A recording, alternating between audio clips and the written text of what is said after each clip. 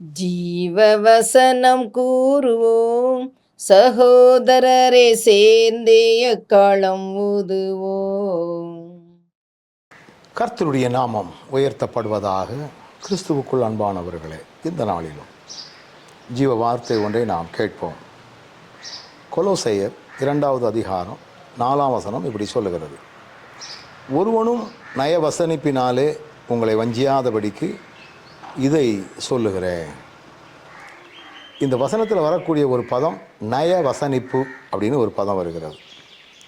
நயவசனிப்புனா என்ன அப்படின்னா, ஒரு பொய்யை, ஒரு மாயையை உண்மை போல பேசுவது.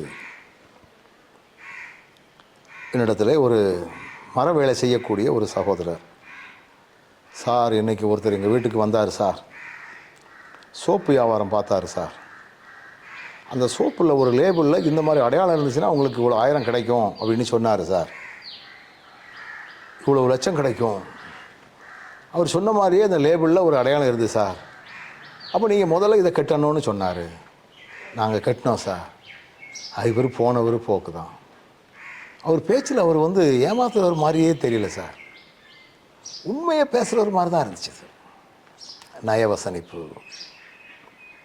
என்னுடைய தொலைக்காட்சி செய்திகளை கேட்டு, ஐயா நான் ரொம்ப ஊனமாக இருக்கிறேன், நீங்கள் ஏதாவது உதவி செய்யணும்.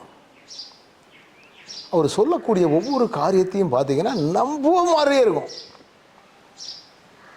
எனக்கு அந்த இன்சிடெண்ட்டுக்கு பிறகு எனக்கு இரக்கமே போயிட்டு, முந்திலாம் ஏதாவது உதவி செய்யணுங்கிற ஒரு எண்ணம் உண்டாகும். ஆனால் அவர் ஏமாற்றிட்டார்.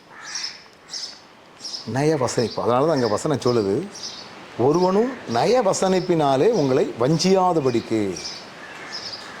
இந்த உலகத்தில் யாரையும் நம்ப முடியாது.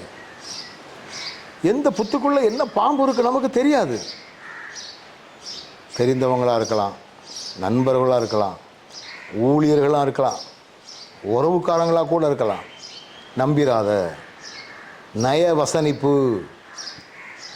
ஒரு பொய்யை உண்மை மாதிரி பேசக்கூடிய, ஜோடித்து பேசக்கூடியவர்கள். எனவே நீங்கள் இதுக்கெல்லாம் ரொம்ப கவனமாக இருக்கணும் அப்படின்னு ஆண்டவர் சொல்கிறார். அப்போ நம்ம இதுக்கெல்லாம் கவனமாக இருக்கணும்னா கர்த்தருடைய பலன் நமக்கு தேவை. கண்களை மூடுவோம். நல்ல ஆண்டவரே, நாங்கள் வஞ்சிக்கப்படக்கூடாது என்பதற்காக கற்றுக் கொடுத்த இந்த செய்திக்காக உமக்கு நன்றி. ஞானத்தோடு செயல்படுகின்ற கிருபை தந்து வழி நடத்தும். இயேசுவின் நாமத்தில் பிதாவே, ஆமென்.